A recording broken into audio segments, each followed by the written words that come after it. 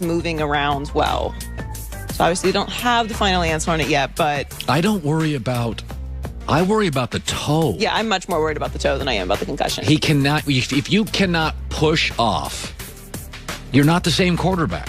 Well, I mean, you saw him very visibly in pain and not 100% himself in the game before he went out with to be in concussion protocol. Yeah, I'm much more concerned about that. Now, I do think that Patrick Mahomes is very tough and he will play through it and overcome, but you would prefer to have Mahomes at 100% in the AFC Championship game.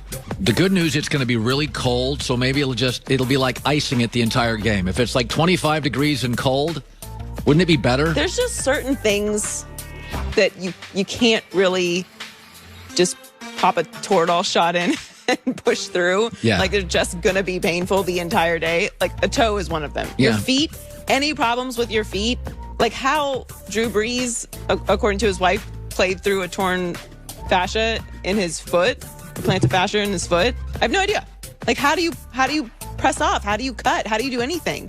So that's a far bigger concern to me. Not obviously we want Patrick Mahomes to be healthy, but I don't think that Patrick Mahomes has concussion. I think he was choked out, and they're just putting him through concussion protocol. Yeah, that's what we do now. Yeah. So the Chiefs are favored by 3, according to Fox Bet.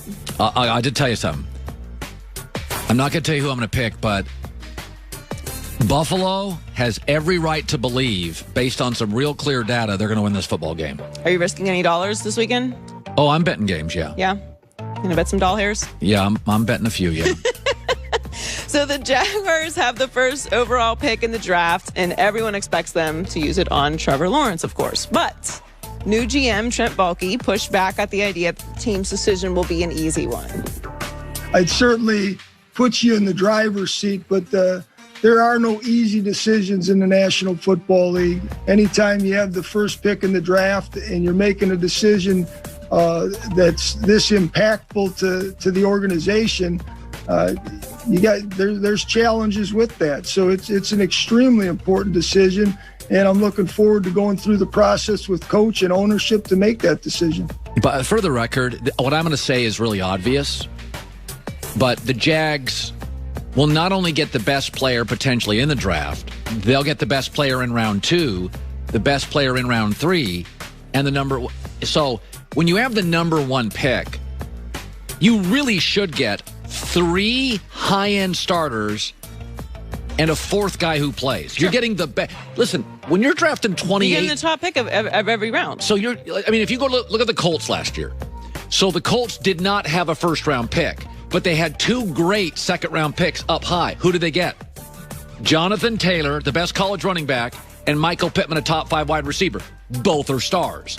So when you draft in the first 3 rounds, in the top 5 or 6 picks of those rounds, you can make an argument the 3rd best player in the 3rd round is exactly the same player late first round. You're getting mostly the same level of player. Yeah, that's fair. But I don't believe anything he just said.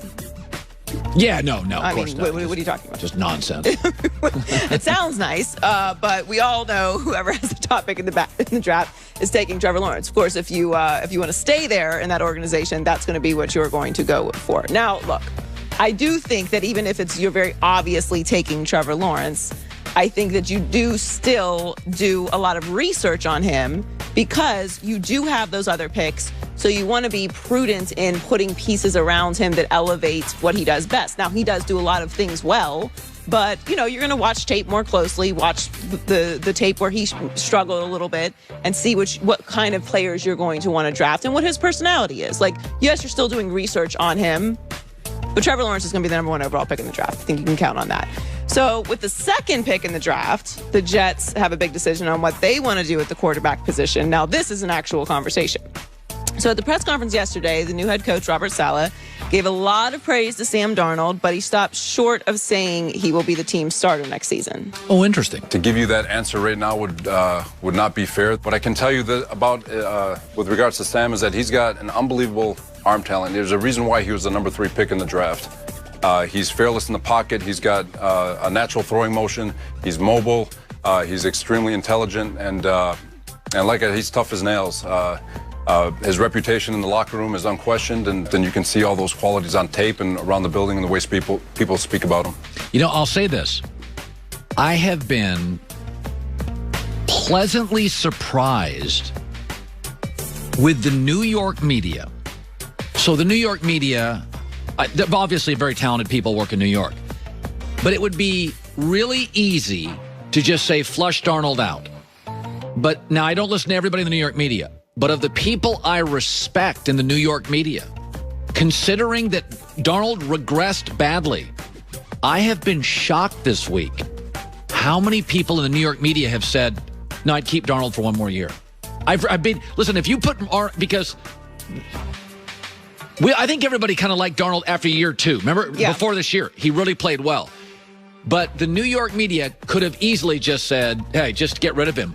It's incredible how much support Darnold has from the top broadcasters and top writers. Most are saying, listen, you're not paying him anything anyway. Right. Just go one more year. Well, there's a couple things in play here. One, Adam Gase is clearly not a head coach. No, he is not. And period. I think we know that, and let's move forward with that. So I think that is playing a major role in how everyone is evaluating the entire organization, right? Also, when you're looking at the draft, do you feel, and I'm saying like the Jets organization or any organization, the Dolphins or anyone else who has a quarterback that maybe is still developing and you're not sure what you want to do, is the replacement that you're going to draft with that position that much better? Do you know that they will be that much better than what you have? Trevor Lawrence in Jacksonville? Yes.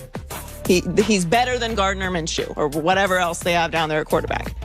But at the Jets, do you know that Justin Fields 100% is going to be better than Sam Darnold? We don't know. What you do know is that pretty much any other position that you have with that second pick, you're going to get a great player at that position. Yes, you do. So what is the value that you're trading there? Is it worth it to keep Sam Darnold in another system with a different offensive coordinator and with better pieces around him because you have 10 picks in the draft?